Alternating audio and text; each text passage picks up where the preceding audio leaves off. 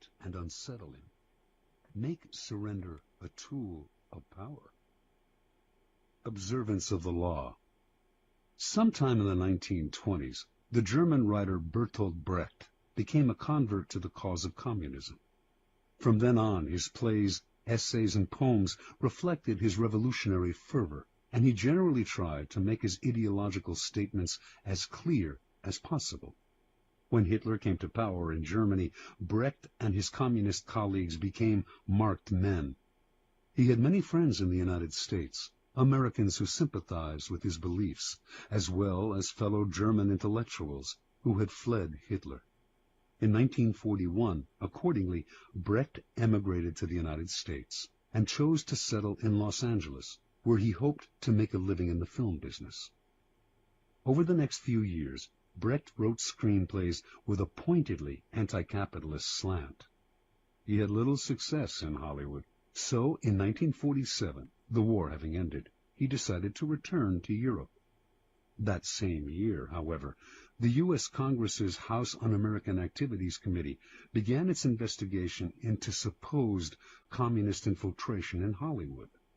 It began to gather information on Brecht, who had so openly espoused Marxism, and on September 19, 1947, only a month before he had planned to leave the United States, he received a subpoena to appear before the committee. In addition to Brecht, a number of other writers, producers, and directors were summoned to appear as well, and this group came to be known as the Hollywood 19. Before going to Washington, the Hollywood 19 met to decide on a plan of action. Their approach would be confrontational. Instead of answering questions about their membership, or lack of it, in the Communist Party, they would read prepared statements that would challenge the authority of the committee and argue that its activities were unconstitutional. Even if this strategy meant imprisonment, it would gain publicity for their cause. Brecht disagreed. What good was it, he asked, to play the martyr and gain a little public sympathy, if in the process they lost the ability to stage their plays and sell their scripts for years to come? He felt certain they were all more intelligent than the members of the committee. Why lower themselves to the level of their opponents by arguing with them? Why not outfox the committee by appearing to surrender to it while subtly mocking it? The Hollywood 19 listened to Brecht politely, but decided to stick to their plan, leaving Brecht to go his own way. The committee finally summoned Brecht on October 30th. They expected him to do what others among the Hollywood 19 who had testified before him had done: argue, refuse to answer questions, challenge the committee's right to hold its hearing, even yell and hurl insults.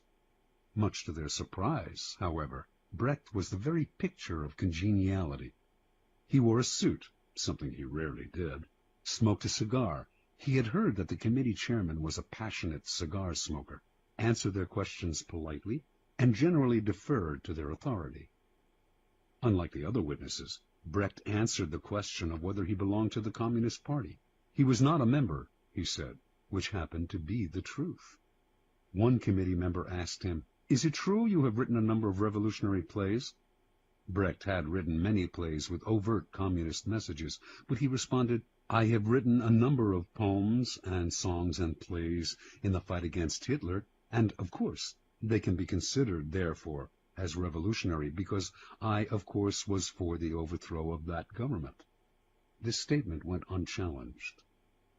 Brecht's English was more than adequate, but he used an interpreter throughout his testimony, a tactic that allowed him to play subtle games with language.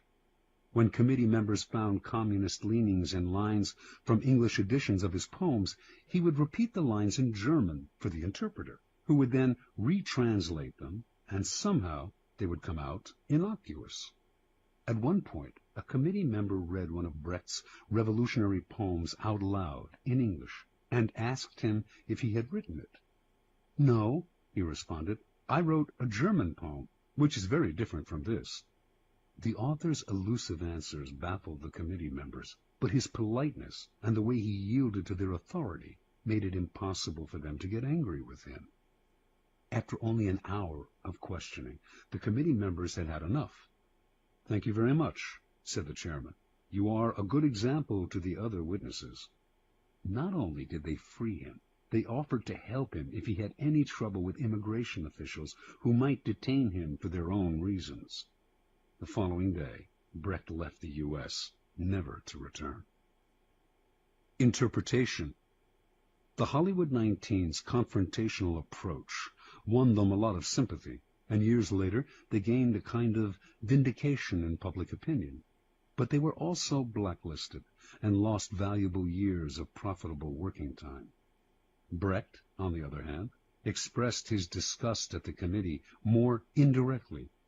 It was not that he changed his beliefs or compromised his values. Instead, during his short testimony, he kept the upper hand by appearing to yield, while all the time running circles around the committee with vague responses, outright lies that went unchallenged because they were wrapped in enigmas and word games.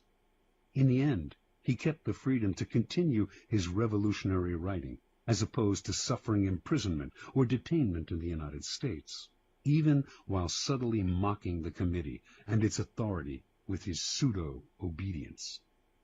Keep in mind the following. People trying to make a show of their authority are easily deceived by the surrender tactic. Your outward sign of submission makes them feel important, satisfied that you respect them. They become easier targets for a later counterattack or for the kind of indirect ridicule used by Brecht.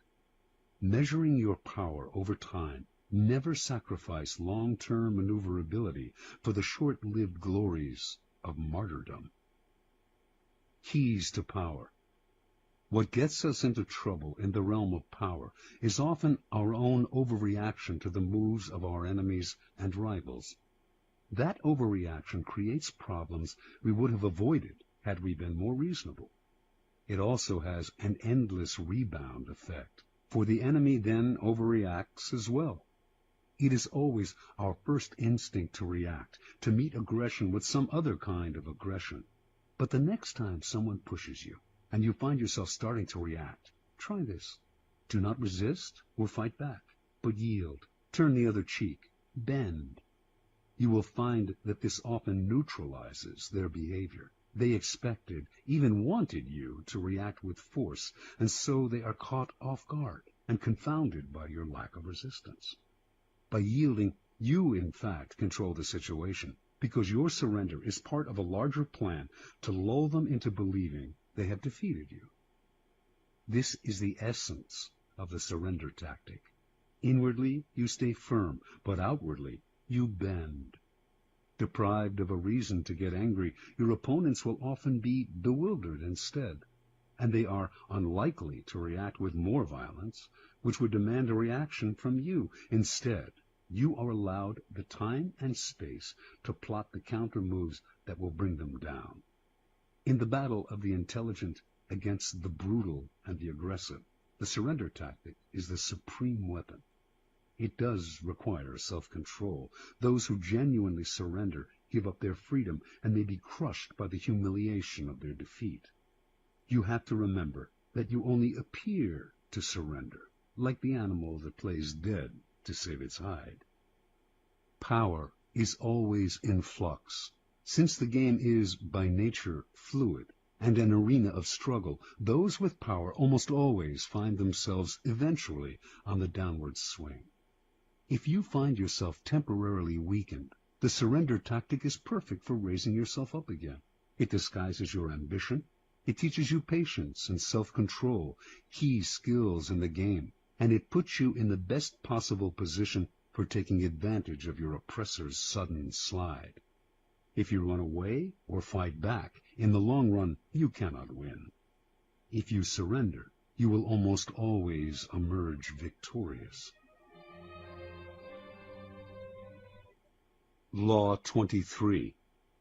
Concentrate your forces. Judgment. Conserve your forces and energies by keeping them concentrated at their strongest point.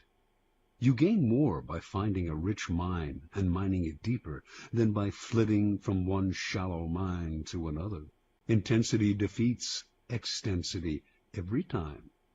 When looking for sources of power to elevate you, Find the one key patron, the fat cow, who will give you milk for a long time to come. Transgression of the law. In China, in the early 6th century BC, the kingdom of Wu began a war with the neighboring northern provinces of the Middle Kingdom. Wu was a growing power, but it lacked the great history and civilization of the Middle Kingdom, for centuries the center of Chinese culture. By defeating the Middle Kingdom, the king of Wu would instantly raise his status. The war began with great fanfare and several victories, but it soon bogged down. A victory on one front would leave the Wu armies vulnerable on another. The king's chief minister and advisor, Wu Zishu, warned him that the barbarous state of Yue to the south was beginning to notice the kingdom of Wu's problems and had designs to invade. The king only laughed at such worries. One more big victory, and the great Middle Kingdom would be his. In the year 490, Wu Zishu sent his son away to safety in the kingdom of Qi. In doing so, he sent the king a signal that he disapproved of the war, and that he believed the king's selfish ambition was leading Wu to ruin. The king, sensing betrayal, lashed out at his minister, accusing him of a lack of loyalty, and, in a fit of anger, ordered him to kill himself. Wu Zishu obeyed his king, but before he plunged the knife into his chest, he cried, "Tear out my eyes, O king, and fix them on the gate of Wu, so that I may see the triumphant entry of Yue." As Wu Zishu had predicted, within a few years a Yue army passed beneath the gate of Wu. As the barbarians surrounded the palace, the king remembered his minister's last words, and felt the dead man's disembodied eyes watching his disgrace.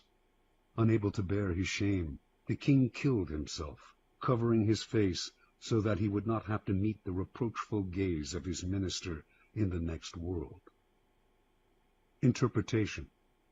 The story of Wu is a paradigm of all the empires that have come to ruin by overreaching. Drunk with success and sick with ambition, such empires expand to grotesque proportions and meet a ruin that is total. For the Chinese, the fate of the kingdom of Wu serves as an elemental lesson on what happens when you dissipate your forces on several fronts, losing sight of distant dangers for the sake of present gain. If you are not in danger, says Sun Tzu, do not fight. It is almost a physical law. What is bloated beyond its proportions inevitably collapses. The mind must not wander from goal to goal, or be distracted by success from its sense of purpose and proportion. What is concentrated, coherent, and connected to its past has power. What is dissipated, divided, and distended rots and falls to the ground. The bigger it bloats, the harder it falls. Keys to power. As Schopenhauer wrote, intellect is a magnitude of intensity, not a magnitude of extensity. Napoleon knew the value of concentrating your forces at the enemy's weakest spot. It was the secret of his success on the battlefield. But his willpower and his mind were equally modeled on this notion. Single-mindedness of purpose, total concentration on the goal, and the use of these qualities against people less focused, people in a state of distraction, such an arrow will find its mark every time and overwhelm the enemy. Concentrate on a single goal, a single task, and beat it into submission. In the world of power, you will constantly need help from other people, usually those more powerful than you. The fool flits from one person to another, believing that he will survive by spreading himself out. It is a corollary of the law of concentration, however, that much energy is saved and more power is attained by affixing yourself to a single, appropriate source of power. Throughout his life, the 16th century writer Pietro Aretino suffered the indignities of having to please this prince and that. At last, he had had enough, and decided to woo Charles V, promising the emperor the services of his powerful pen. He finally discovered the freedom that came from attachment to a single source of power. Michelangelo found this freedom with Pope Julius II, Galileo with the Medicis. In the end, the single patron appreciates your loyalty and becomes dependent on your services. In the long run, the master serves the slave. Power always exists in concentrated forms. In any organization, it is inevitable for a small group to hold the strings, and often it is not those with the titles. In the game of power, only the fool flails about without fixing his target. You must find out who controls the operations, who is the real director behind the scenes. As Richelieu discovered at the beginning of his rise to the top of the French political scene during the early 17th century, it was not King Louis XIII who decided things. It was the king's mother, and so he attached himself to her and catapulted through the ranks of the courtiers all the way to the top. It is enough to strike oil once. Your wealth and power are assured for a lifetime.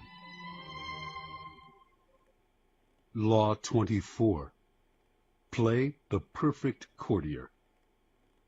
Judgment.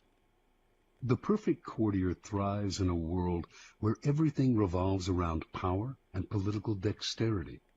He has mastered the art of indirection. He flatters, yields to superiors, and asserts power over others in the most oblique and graceful manner.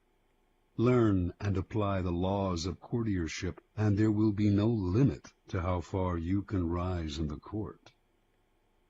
Court society.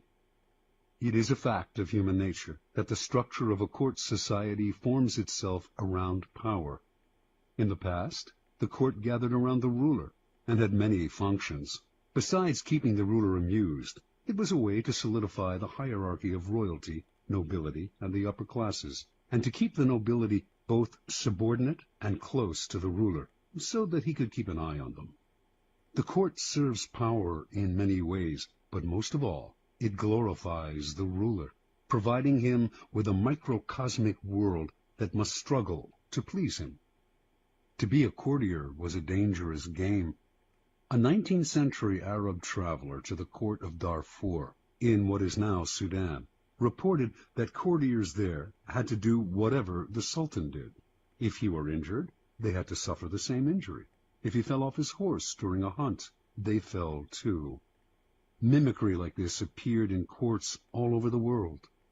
More troublesome was the danger of displeasing the ruler. One wrong move spelled death or exile.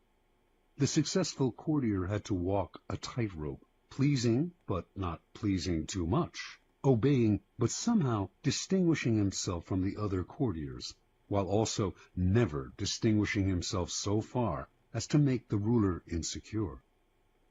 Great courtiers throughout history have mastered the science of manipulating people.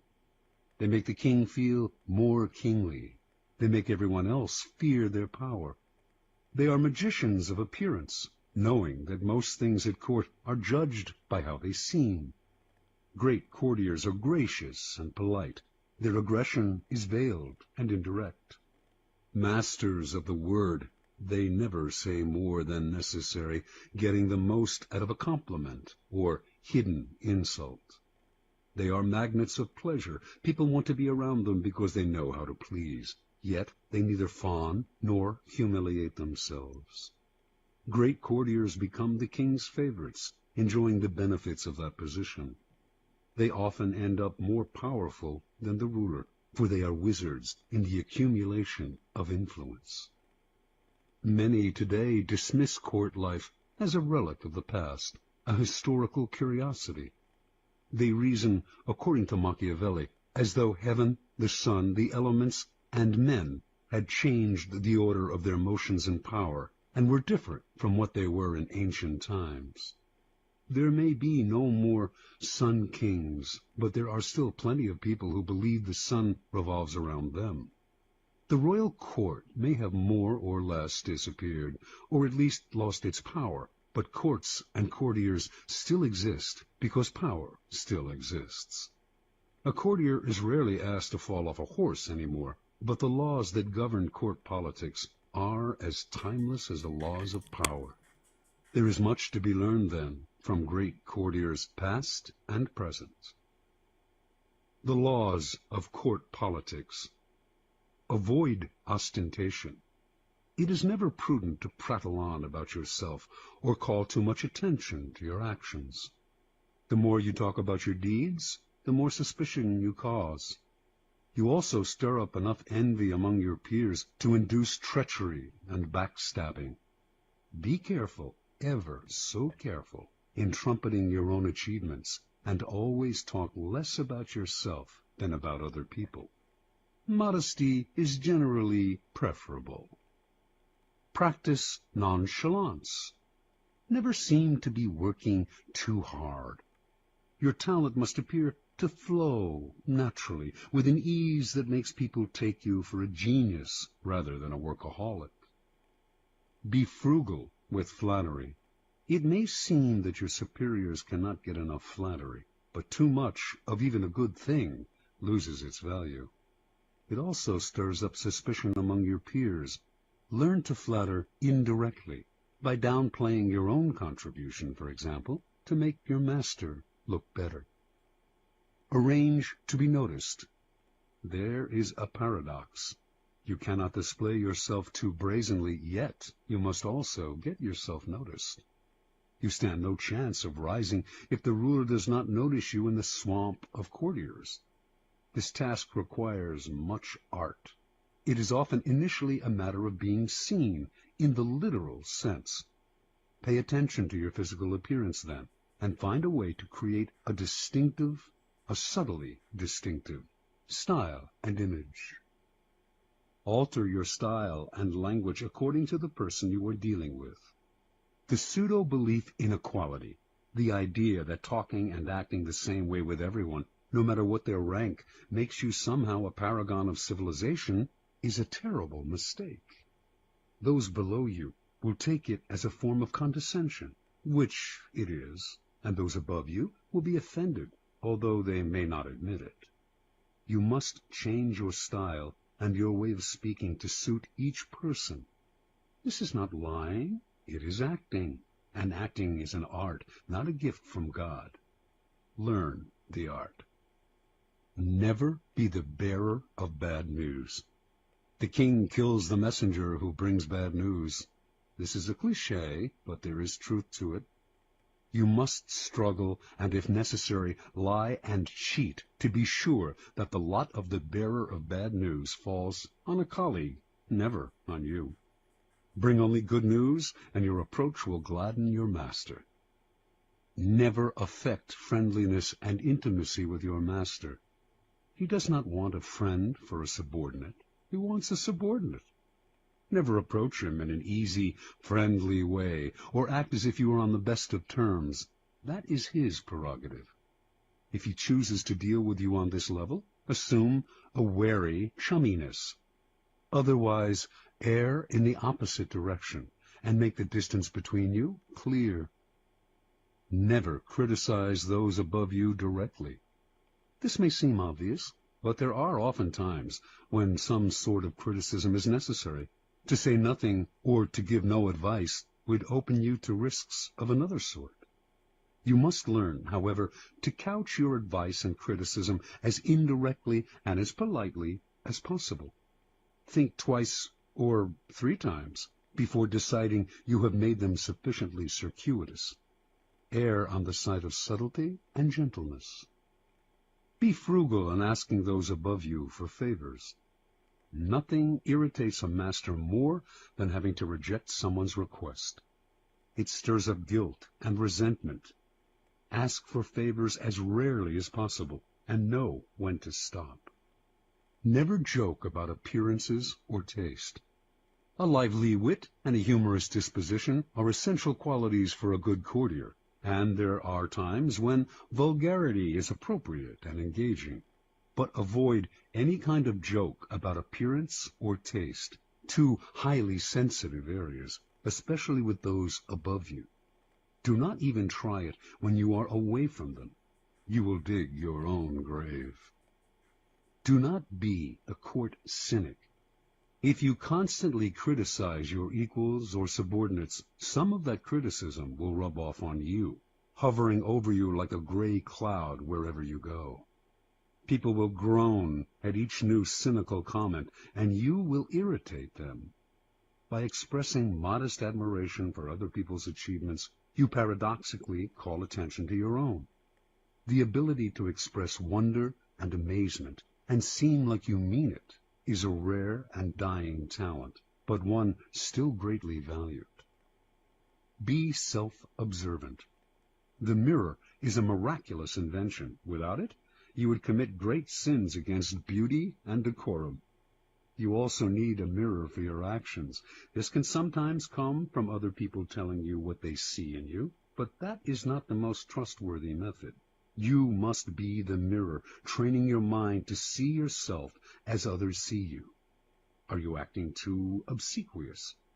Are you trying too hard to please? Do you seem desperate for attention, giving the impression that you are on the decline?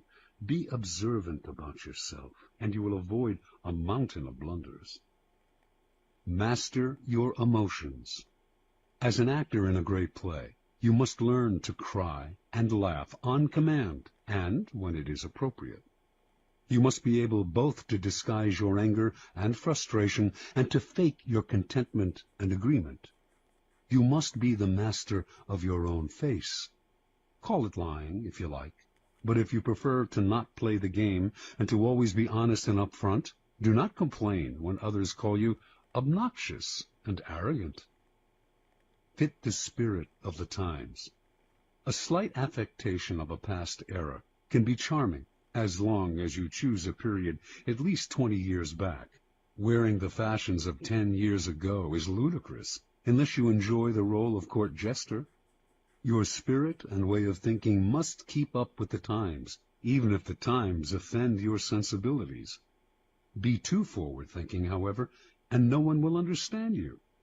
It is never a good idea to stand out too much in this area. You are best off at least being able to mimic the spirit of the times. Be a source of pleasure. This is critical. It is an obvious law of human nature that we will flee what is unpleasant and distasteful, while charm and the promise of delight will draw us like moths to a flame. Make yourself the flame, and you will rise to the top. Since life is otherwise so full of unpleasantness, and pleasure so scarce, you will be as indispensable as food and drink. This may seem obvious, but what is obvious is often ignored or unappreciated. There are degrees to this. Not everyone can play the role of favorite, for not everyone is blessed with charm and wit. But we can all control our unpleasant qualities and obscure them when necessary. Law 25. Recreate yourself. Judgment. Do not accept the roles that society foists on you. Recreate yourself by forging a new identity, one that commands attention and never bores the audience. Be the master of your own image rather than letting others define it for you. Incorporate dramatic devices into your public gestures and actions. Your power will be enhanced and your character will seem larger than life. Observance of the law. In the year 1831, a young woman named Aurore Dupin-Dudevant left her husband and family in the provinces and moved to Paris. She wanted to be a writer. Marriage, she felt, was worse than prison, for it left her neither the time nor the freedom to pursue her passion. In Paris, she would establish her independence and make her living by writing. Soon after Dudevant arrived in the capital, however, she had to confront certain harsh realities. To have any degree of freedom in Paris, you had to have money. For a woman, money could only come through marriage or prostitution. No woman had ever come close to making a living by writing. Women wrote as a hobby, supported by their husbands, or by an inheritance. In fact, When Dudevant first showed her writing to an editor, he told her, "You should make babies, madam, not literature." Clearly, Dudevant had come to Paris to attempt the impossible. In the end, though, she came up with a strategy to do what no woman had ever done, a strategy to recreate herself completely, forging a public image of her own making. Women writers before her had been forced into a ready-made role, that of the second-rate artist who wrote mostly for other women. Dudevant decided that if she had to play a role, she would turn the game around. She would play the part of a man. In 1832, a publisher accepted Dudevant's first major novel, Indiana. She had chosen to publish it under a pseudonym, George Sand, and all of Paris assumed this impressive new writer was male. Dudevant had sometimes worn men's clothing before creating George Sand. She had always found men's shirts and riding breeches more comfortable. Now, as a public figure, she exaggerated the image. She added long men's coats, gray hats, heavy boots, and dandyish cravats to her wardrobe. She smoked cigars and in conversation expressed herself like a man, unafraid to dominate the conversation or to use a saucy word. This strange male-female writer fascinated the public, and unlike other women writers, Sand found herself accepted into the clique of male artists. She drank and smoked with them, even carried on affairs with the most famous artists of Europe, Musset, Liszt, Chopin. It was she who did the wooing, and also the abandoning. She moved on at her discretion. Those who knew Sand well understood that her male persona protected her from the public's prying eyes. Out in the world, she enjoyed playing the part to the extreme.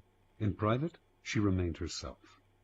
She also realized that the character of George Sand could grow stale or predictable, and to avoid this, she would, every now and then, dramatically alter the character she had created.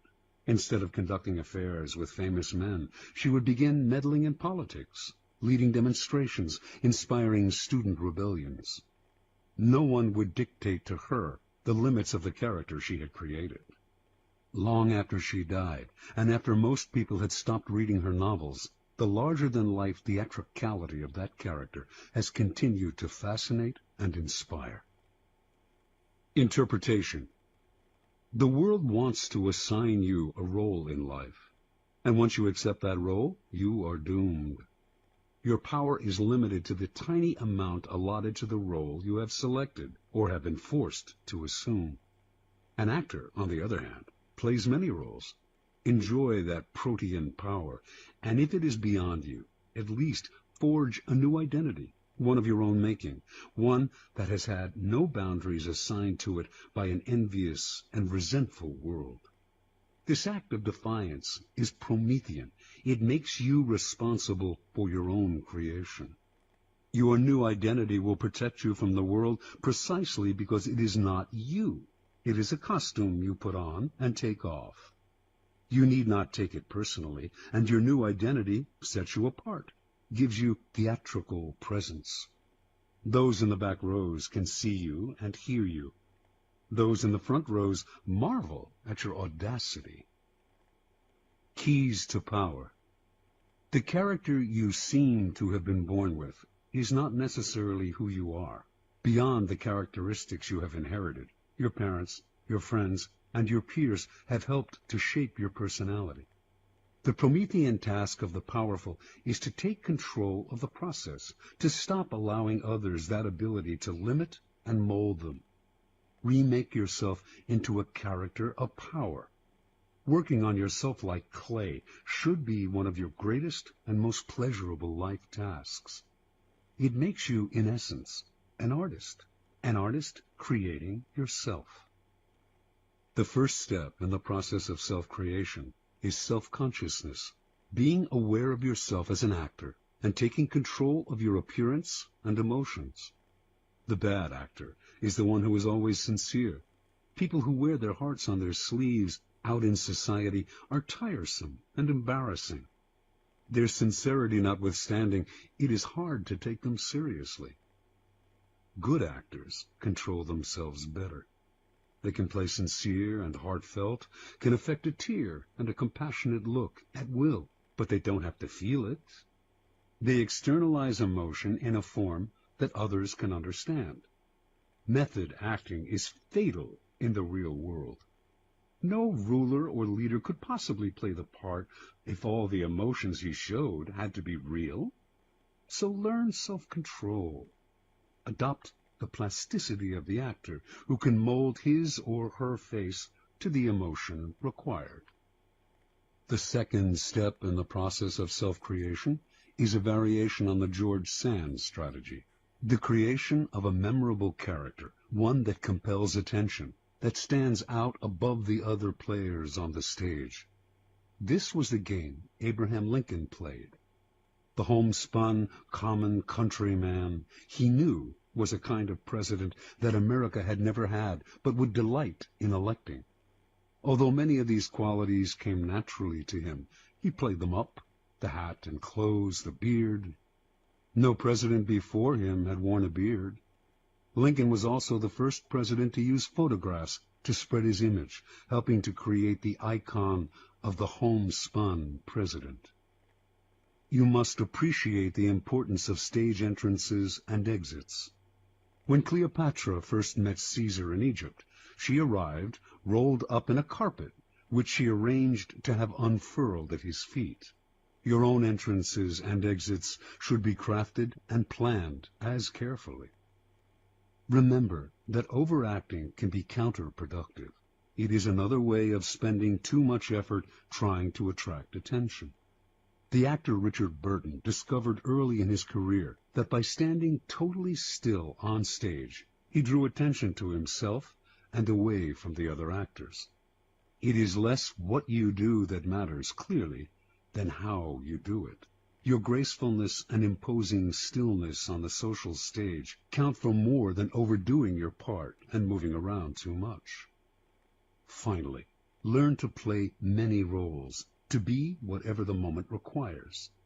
Adapt your mask to the situation. Be protean in the faces you wear. Bismarck played this game to perfection. To a liberal, he was a liberal. To a hawk, he was a hawk. He could not be grasped, and what cannot be grasped cannot be consumed. Law 26. Keep your hands clean. Judgment. You must seem a paragon of civility and efficiency. Your hands are never soiled by mistakes and nasty deeds. Maintain such a spotless appearance by using others as unwitting pawns and screens to disguise your involvement. Part 1. Conceal your mistakes. Have a scapegoat around to take the blame. Our good name and reputation depend more on what we conceal than on what we reveal. Everyone makes mistakes, but those who are truly clever manage to hide them and to make sure someone else is blamed. A convenient scapegoat should always be kept around for such moments. Observance of the law. Near the end of the 2nd century A.D., as China's mighty Han Empire slowly collapsed, the great general and imperial minister Cao Cao emerged as the most powerful man in the country. Seeking to extend his power base and to rid himself of the last of his rivals, Cao Cao began a campaign to take control of the strategically vital Central Plain. During the siege of a key city, he slightly miscalculated the timing for supplies of grain to arrive from the capital. As he waited for the shipment to come in, the army ran low on food, and Cao Cao was forced to order the chief of commissariat to reduce its rations. Cao Cao kept a tight rein on the army and ran a network of informers. His spies soon reported that the men were complaining, grumbling that he was living well, while they themselves had barely enough to eat. Perhaps Cao Cao was keeping the food for himself, they murmured. If the grumbling spread, Cao Cao could have a mutiny on his hands. He summoned the chief of commissariat to his tent. "I want to ask you to lend me something, and you must not refuse," Tao Tao told the chief. "What is it?" the chief replied. "I want the loan of your head to show to the troops," said Tao Tao. "But I've done nothing wrong," cried the chief. "I know," said Tao Tao with a sigh, "but if I do not put you to death, there will be a mutiny.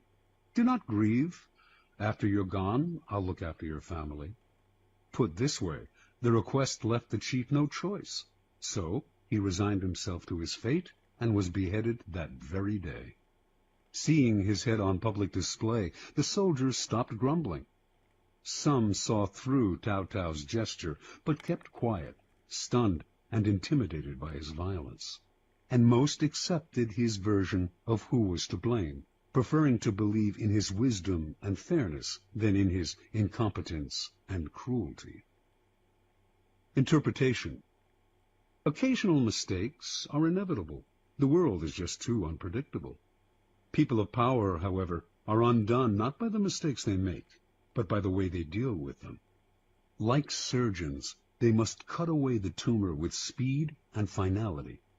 Excuses satisfy no one, and apologies make everyone uncomfortable. The mistake does not vanish with an apology. It deepens and festers.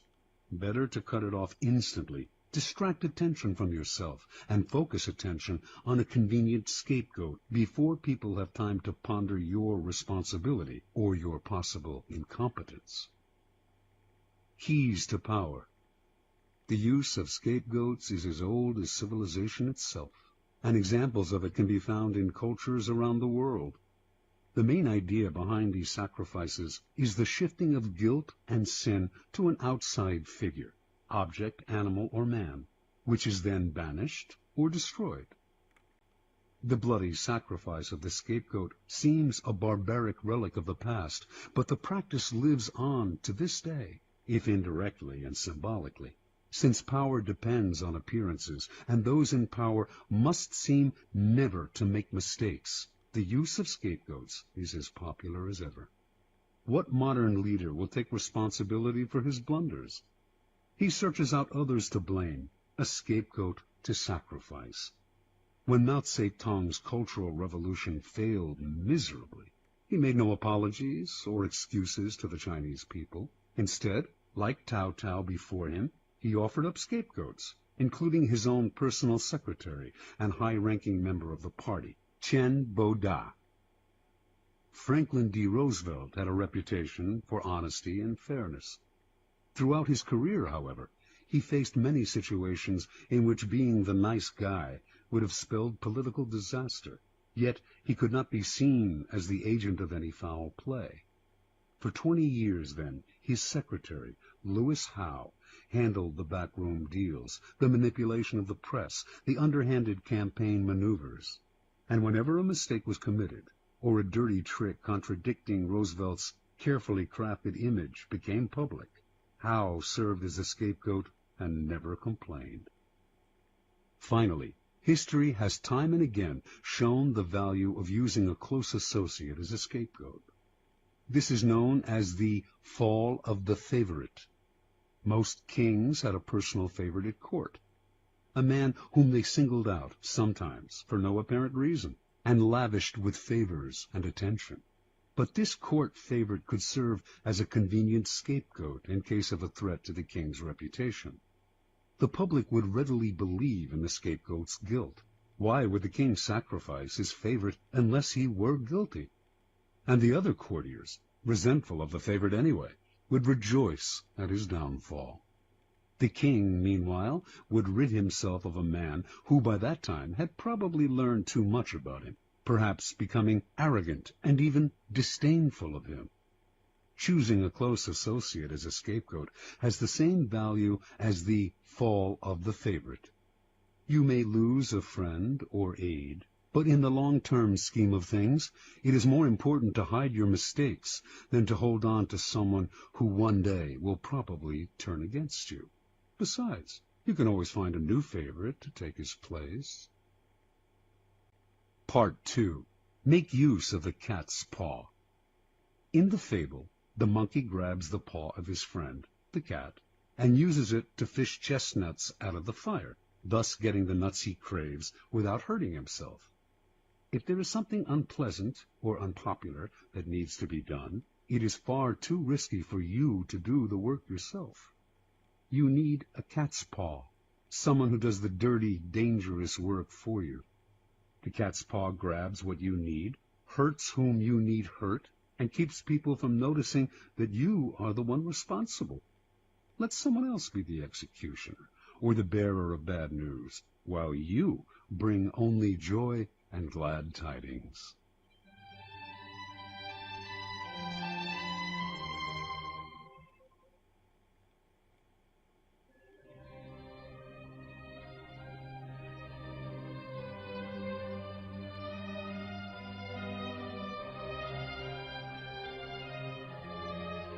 Observance of the Law.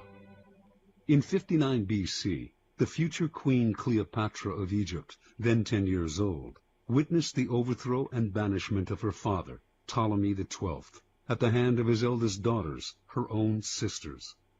One of the daughters, Berenice, emerged as the leader of the rebellion, and to ensure that she would now rule Egypt alone, she imprisoned her other sisters and murdered her own husband.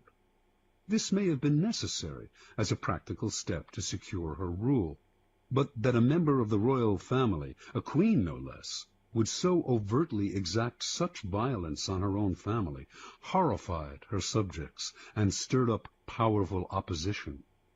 4 years later, this opposition was able to return Ptolemy to power, and he promptly had Berenice and the other elder sisters beheaded. In 51 B.C., Ptolemy died, leaving 4 remaining children as heirs.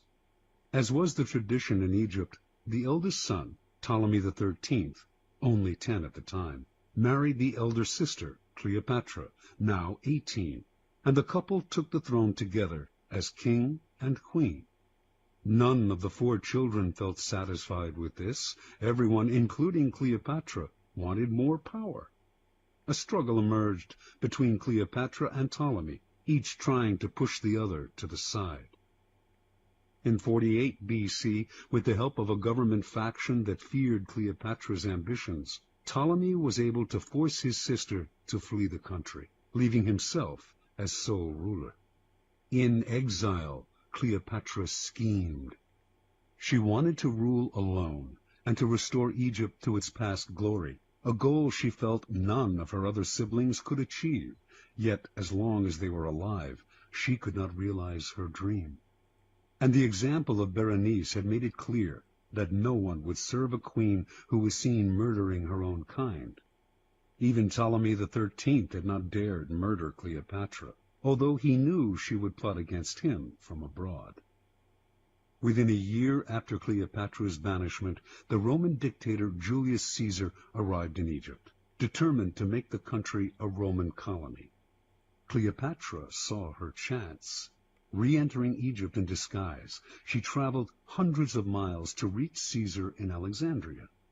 Legend has it that she had herself smuggled into his presence, rolled up inside a carpet, which was gracefully unfurled at his feet, revealing the young queen.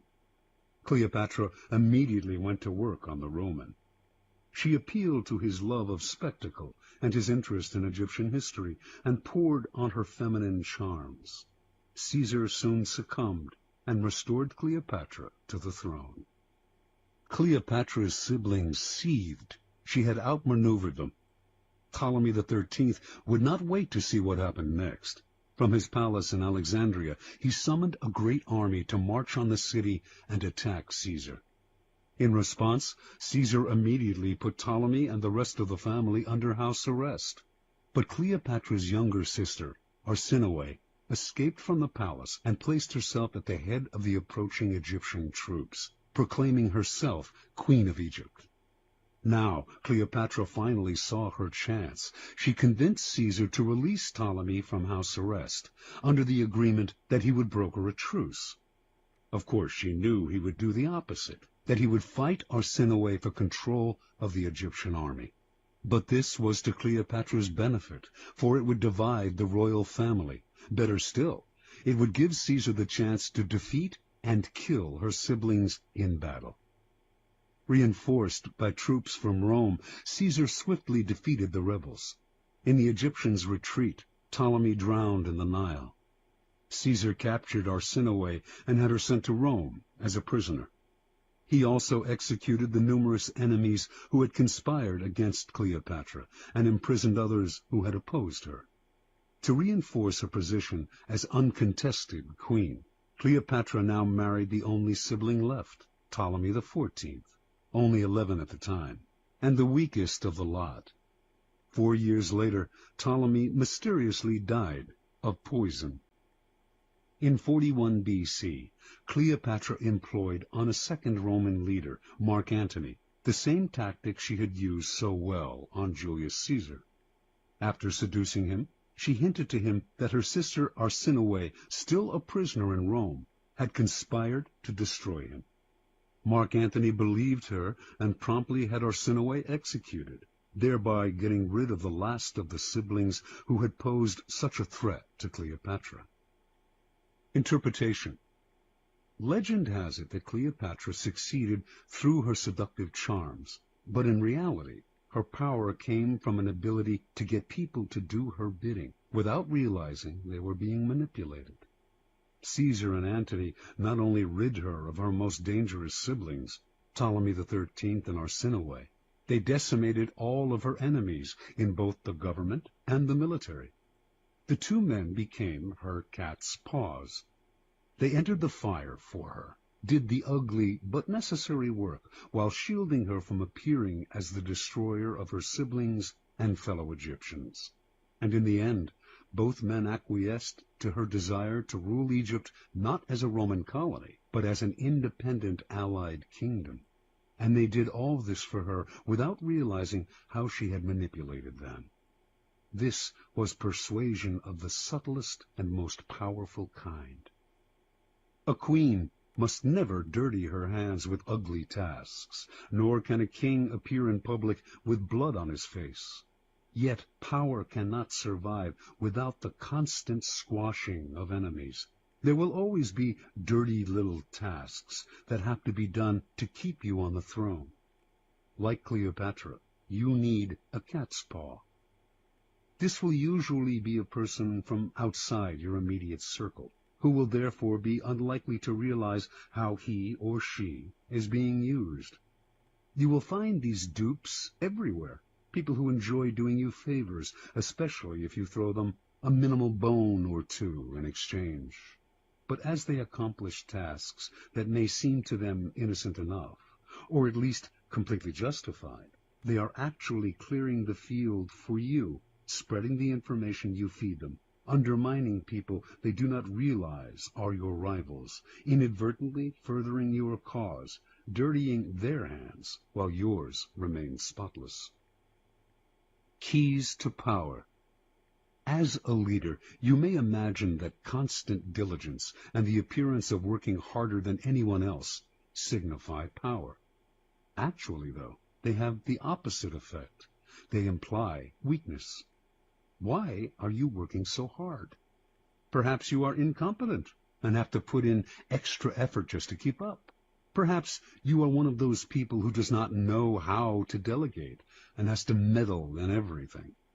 The truly powerful, on the other hand, seem never to be in a hurry or overburdened. While others work their fingers to the bone, they take their leisure. They know how to find the right people to put in the effort while they save their energy and keep their hands out of the fire. Similarly, you may believe that by taking on the dirty work yourself, involving yourself directly in unpleasant actions, you impose your power and instill fear. In fact, you make yourself look ugly and abusive of your high position. Truly powerful people keep their hands clean. Only good things surround them, and the only announcements they make are of glorious achievements. You will often find it necessary, of course, to expend energy or to effect an evil but necessary action. But you must never appear to be this action's agent. Find a cat's paw. Develop the arts of finding, using, and, in time, getting rid of these people when their cat's paw role has been fulfilled. The easiest and most effective way to use a cat's paw is often to plant information with him that he will then spread to your primary target. False or planted information is a powerful tool, especially if spread by a dupe whom no one suspects. You will find it very easy to play innocent and disguise yourself as the source. Law 27. Play on people's need to believe to create a cult-like following. Judgment. People have an overwhelming desire to believe in something. Become the focal point of such desire by offering them a cause, a new faith to follow. Keep your words vague but full of promise. Emphasize enthusiasm over rationality and clear thinking. Give your new disciples rituals to perform. Ask them to make sacrifices on your behalf. In the absence of organized religion and grand causes, your new belief system will bring you untold power. The science of charlatanism, or how to create a cult in 5 easy steps. In searching, as you must, for the methods that will gain you the most power for the least effort, you will find the creation of a cult-like following one of the most effective. Having a large following opens up all sorts of possibilities for deception. Not only will your followers worship you, they will defend you from your enemies and will voluntarily take on the work of enticing others to join your fledgling cult. This kind of power will lift you to another realm. You will no longer have to struggle or use subterfuge to enforce your will. You are adored and can do no wrong. You might think it's a gargantuan task to create such a following, but in fact it is fairly simple. As humans, we have a desperate need to believe in something, anything. This makes us eminently gullible. We simply cannot endure long periods of doubt or of the emptiness that comes from a lack of something to believe in. Dangle in front of us some new cause, elixir, get-rich-quick scheme, or the latest technological trend or art movement, and we leap from the water as one to take the bait. Look at history, the chronicles of the new trends in cults that have made a mass following for themselves could fill a library. After a few centuries, a few decades, a few years, a few months, they generally look ridiculous, but at the time they seem so attractive, so transcendental, so divine. Always in a rush to believe in something, we will manufacture saints and faiths out of nothing. Do not let this gullibility go to waste. Make yourself the object of worship. Make people form a cult around you. The great European charlatans of the 16th and 17th centuries mastered the art of cult-making. They lived, as we do now, in a time of transformation. Organized religion was on the wane, science on the rise. People were desperate to rally around a new cause or faith. The charlatans had begun by peddling health elixirs and alchemic shortcuts to wealth. Moving quickly from town to town, they originally focused on small groups, until, by accident, they stumbled on a truth of human nature. The larger the group they gathered around themselves, the easier it was to deceive. The charlatan would station himself on a high wooden platform, hence the term mountebank, and crowds would swarm around him. In a group setting, people were more emotional, less able to reason.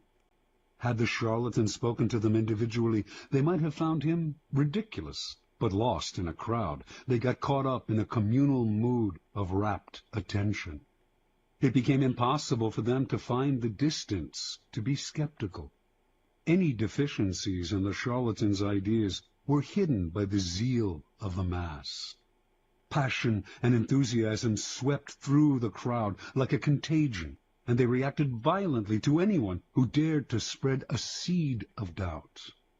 both consciously studying this dynamic over decades of experiment and spontaneously adapting to these situations as they happened, the charlatans perfected the science of attracting and holding a crowd, molding the crowd into followers and the followers into a cult. The gimmicks of the charlatans may seem quaint today, but there are thousands of charlatans among us still, using the same tried and true methods their predecessors refined centuries ago, only changing the names of their elixirs and modernizing the look of their cults. We find these latter-day charlatans in all arenas of life: business, fashion, politics, art. Many of them perhaps are following in the charlatan tradition without having any knowledge of its history. But you can be more systematic and deliberate. Simply follow the 5 steps of cult making that our charlatan ancestors perfected over the years. Step 1. Keep it vague. Keep it simple. To create a cult, you must first attract attention. This you should do not through actions, which are too clear and readable, but through words, which are hazy and deceptive. Your initial speeches, conversations, and interviews must include 2 elements. On the one hand, the promise of something great and transformative, and on the other, a total vagueness. This combination will stimulate all kinds of hazy dreams in your listeners, who will make their own connections and see what they want to see. As a corollary to its vagueness, your appeal should also be simple.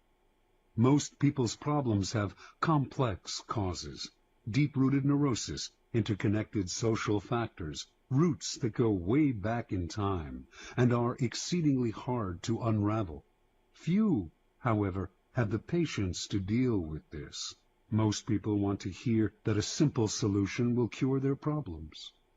The ability to offer this kind of solution will give you great power and build you a following. Step 2. Emphasize the visual and the sensual over the intellectual.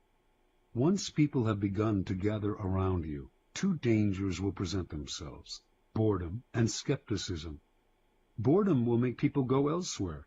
Skepticism will allow them the distance to think rationally about whatever it is you are offering, blowing away the mist you have artfully created and revealing your ideas for what they are. You need to amuse the bored, then ward off the cynics. The best way to do this is through theater or other devices of its kind. Surround yourself with luxury, dazzle your followers with visual splendor, fill their eyes with spectacle. Not only will this keep them from seeing the ridiculousness of your ideas, the holes in your belief system, it will also attract more attention, more followers. Appeal to all the senses. Use incense for scent, soothing music for hearing, colorful charts and graphs for the eye. You might even tickle the mind, perhaps by using new technological gadgets to give your cult a pseudo-scientific veneer, as long as you do not make anyone really think. Use the exotic, distant cultures, strange customs to create theatrical effects, and to make the most banal and ordinary affairs seem signs of something extraordinary. Step 3. Borrow the forms of organized religion to structure the group. Your cult-like following is growing. It is time to organize it. Find a way, both elevating and comforting. Organized religions have long held unquestioned authority for large numbers of people, and continue to do so in our supposedly secular age. And even if the religion itself has faded some, its forms will resonate with power. The lofty and holy associations of organized religion can be endlessly exploited. Create rituals for your followers. Organize them into a hierarchy, ranking them in grades of sanctity, and giving them names and titles that resound with religious overtones. Ask them for sacrifices that will fill your coffers and increase your power. To emphasize your gathering's quasi-religious nature, talk and act like a prophet. You are not a dictator. After all, you are a priest, a guru, a sage, a shaman, or any other word that hides your real power in the mist of religion. Step 4. Disguise your source of income. Your group has grown, and you have structured it in a church-like form. Your coffers are beginning to fill with your followers' money. You must never be seen as hungry for money and the power it brings. It is at this moment that you must disguise the source of your income. Your followers want to believe that if they follow you, all sorts of good things will fall into their lap. By surrounding yourself with luxury, you become living proof of the soundness of your belief system. Never reveal that your wealth actually comes from your followers' pockets. Instead, make it seem to come from the truth of your methods. Followers will copy your each and every move in the belief that it will bring them the same results, and their imitative enthusiasm will blind them to the charlatan nature of your wealth. Step 5. Set up an us versus them dynamic. The group is now large and thriving, a magnet attracting more and more particles. If you are not careful, though, inertia will set in, and time and boredom will demagnetize the group. To keep your followers united, you must now do what all religions and belief systems have done: create an us versus them dynamic. First, make sure your followers believe they are part of an exclusive club, unified by a bond of common goals. Then, to strengthen this bond, manufacture the notion of a devious enemy out to ruin you. There is a force of non-believers that will do anything to stop you. Any outsider who tries to reveal the charlatan nature of your belief system can now be described as a member of this devious force. If you have no enemies, invent one. Given a straw man to react against, your followers will tighten and cohere. They have your cause to believe in, and infidels to destroy. Observance of the law.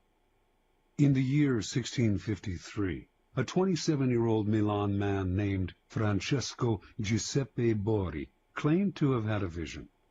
He went around town telling one and all that the Archangel Michael had appeared to him and announced that he had been chosen to be the Capitano Generale of the army of the new Pope, an army that would seize and revitalize the world. The Archangel had further revealed that Borri now had the power to see people's souls, and that he would soon discover the Philosopher's Stone, a long sought-after substance that could change base metals into gold. Friends and acquaintances who heard Borri explain the vision and who witnessed the change that had come over him were impressed, for Borri had previously devoted himself to a life of wine, women, and gambling. Now he gave all that up, plunging himself into the study of alchemy and talking only of mysticism and the occult. The transformation was so sudden and miraculous, and Borri's words were so filled with enthusiasm, that he began to create a following. Unfortunately, the Italian Inquisition began to notice him as well. They prosecuted anyone who delved into the occult, so he left Italy and began to wander Europe, from Austria to Holland, telling one and all that, to those who follow me, all joy shall be granted. Wherever Borri stayed, he attracted followers. His method was simple. He spoke of his vision, which had grown more and more elaborate, and offered to look into the soul of anyone who believed him, and they were many. Seemingly in a trance, he would stare at this new follower for several minutes, then claim to have seen the person's soul, degree of enlightenment, and potential for spiritual greatness. If what he saw showed promise, he would add the person to his growing order of disciples, an honor indeed. The cult had 6 degrees, into which the disciples were assigned according to what Borri had glimpsed in their souls. With work and total devotion to the cult, they could graduate to a higher degree. Borri, whom they called His Excellency, and universal doctor, demanded from them the strictest vows of poverty. All the goods and monies they possessed had to be turned over to him, but they did not mind handing over their property, for Bori had told them, "I shall soon bring my chemical studies to a happy conclusion by the discovery of the philosopher's stone, and by this means we shall all have as much gold as we desire." Given his growing wealth, Bori began to change his style of living. Renting the most splendid apartment in the city into which he had temporarily settled, he would furnish it with fabulous furniture and accessories which he had begun to collect. He would drive through the city in a coach studded with jewels, with 6 magnificent black horses at its head.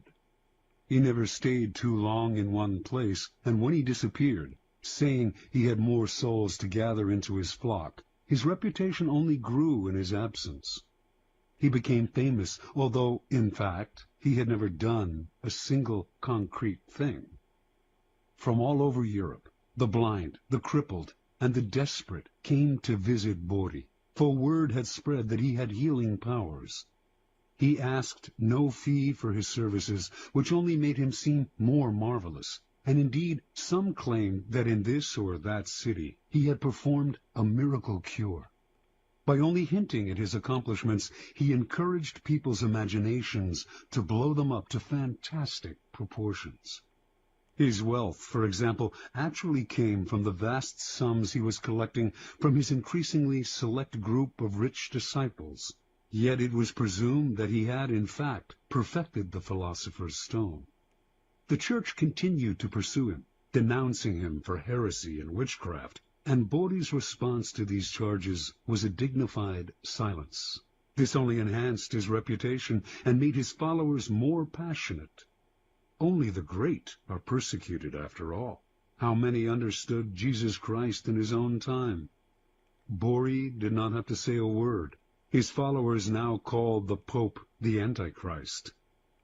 And so Bori's power grew and grew, until one day he left the city of Amsterdam, where he had settled for a while, absconding with huge sums of borrowed money and diamonds that had been entrusted to him. He claimed to be able to remove the flaws from diamonds through the power of his gifted mind. Now he was on the run. The Inquisition eventually caught up with him, and for the last 20 years of his life he was imprisoned in Rome. But so great was the belief in his occult powers that to his dying day he was visited by wealthy believers, including Queen Christina of Sweden. Supplying him with money and materials, these visitors allowed him to continue his search for the elusive philosopher's stone. Interpretation. Before he formed his cult, Bori seems to have stumbled on a critical discovery. Tiring of his life of debauchery, he had decided to give it up and to devote himself to the occult, a genuine interest of his. He must have noticed, however, that when he alluded to a mystical experience, rather than physical exhaustion, as the source of his conversion, people of all classes wanted to hear more. Realizing the power he could gain by ascribing the change to something external and mysterious, he went further with his manufactured visions. The grander the vision, and the more sacrifices he asked for, the more appealing and believable his story seemed to become. Remember, people are not interested in the truth about change. They do not want to hear that it has come from hard work or from anything as banal as exhaustion, boredom, or depression. They are dying to believe in something romantic, otherworldly. They want to hear of angels and out-of-body experiences. Indulge them. Hint at the mystical source of some personal change. Wrap it in ethereal colors. An occult-like following will form around you. Adapt to people's needs. The Messiah must mirror the desires of his followers. And always aim high. The bigger and bolder your illusion, the better. Law 28.